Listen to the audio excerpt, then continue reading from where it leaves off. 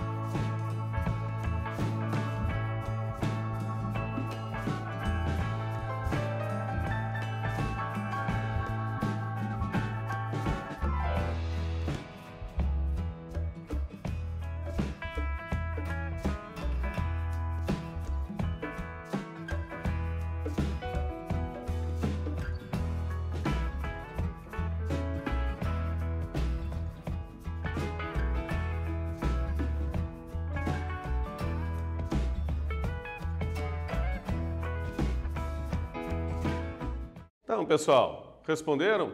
Veja como que era a afirmação do Hammurabi. Embora ele que vai impor a lei, é o código de Hammurabi, ele diz que não foi ele que criou o código, que o código foi dado a ele pelos deuses, tá? Que aquilo não é a vontade pessoal dele, é a vontade divina que aquelas leis entrem em vigor, garantindo a ordem, protegendo os fracos. Por isso a alternativa correta é a letra A. Hammurabi afirma que o código foi recebido pelos deuses para garantir o bem-estar da humanidade. Perceba que não é a única religião, você deve lembrar de outra religião em que um patriarca recebe uma placa cheia de leis diretamente de Deus para garantir a ordem e o bem-estar de seu povo. Vamos ver algumas características importantes do Código de Hammurabi. Eu trouxe aqui alguns artigos do Código que vão nos permitir identificar alguma coisa. Vamos fazer o trabalho do historiador, esse trabalho criativo de interpretação. O artigo 6 do Código, ele se mostra claramente em defesa da propriedade. Olha o que ele diz. Se alguém comprar o filho ou o escravo de outro homem sem testemunhas ou um contrato, prata ou ouro, um escravo ou escrava, um boi ou ovelha, uma cabra, ou seja lá o que for, se ele não tomar este bem, este alguém será considerado um ladrão e deverá ser condenado à morte. Isso quer dizer, se eu for adquirir um bem, seja ele uma pessoa, um filho, ou um escravo, ou um animal, e eu não der alguma coisa em troca, ouro, prata, eu não assinar um contrato, pelo menos, garantir que confirme que houve essa troca de bens, eu serei considerado um ladrão. Então, toda a propriedade, ela pode ser passada para outro, pode ser comercializada mediante a uma troca de bens ou um acordo escrito, assinado ou testemunhas que confirmem que aquele bem foi entregue para outro. Se não houver testemunha, acordo ou o bem trocado, não houve comércio, não houve a troca da propriedade. Portanto, esse cara aí é um ladrão e a pena para os ladrões é a pena de morte, segundo o Código de Hammurabi. Sobre a escravidão, como é que a gente sabe que havia escravos na Mesopotâmia? Bom, eu trago aqui para vocês artigo 19 e artigo 20. Se alguém mantiver os escravos em sua casa e eles forem pegos lá, ele deverá ser condenado à morte. Olha que interessante. Primeiro que ele já afirma com todas as palavras, escravos. Mas o interessante é que aqui ele está prevendo a possibilidade de um escravo fugir. E o que acontece se o escravo fugir e for para minha casa e eu abrigar ele? Eu estou escondendo um escravo. Então, eu devo ser condenado à morte, porque estou roubando a propriedade de outra pessoa. O escravo, veja que a pena de morte é de novo aqui aplicada. Por quê? Porque o escravo era uma propriedade, era um item que você comercializava. E o artigo 20, o que ele diz? Se o escravo que ele capturou fugir dele, vamos dizer, a pessoa foi lá e capturou um escravo, só que o escravo fugiu. Então ele deve jurar aos proprietários do escravo e ficar livre de qualquer culpa. Como assim? Será que ele não está ajudando esse escravo a fugir? Ele vai lá, captura o escravo, depois liberta ele e daí diz, foi ele que fugiu. Aqui daí você tem que fazer. Você tem que jurar aos proprietários do escravo que não foi tua intenção ajudar. Se for provado que foi tua intenção, aplica-se o artigo 19 novamente. Então veja essa relação e esse problema que eles tinham com a fuga de escravos. Era um problema social. Tanto é que eles não colocariam um código de lei falando sobre isso se não houvesse o crime. Primeiro tem que haver o crime para depois você ter a lei que condena o crime. Se o crime não aconteceu, como é que eu vou condenar ele? Tá? Eu nunca pensei que isso podia acontecer. Aqui ele está mostrando que era uma coisa comum a fuga de escravos. E vamos para mais uma atividade. Segundo o Código de Hammurabi, se a esposa de alguém for surpreendida em flagrante com outro homem, ambos devem ser amarrados e jogados dentro d'água. Mas o marido pode perdoar a sua esposa, assim como o rei perdoa a seus escravos. Esse artigo demonstra o que, gente? A igualdade de direito de gêneros na Mesopotâmia. B, o reconhecimento da autonomia feminina sobre suas paixões e relacionamentos. Ou letra C, a autoridade do marido sobre a esposa. Vocês têm um tempinho aí para pensar e a gente já retorna.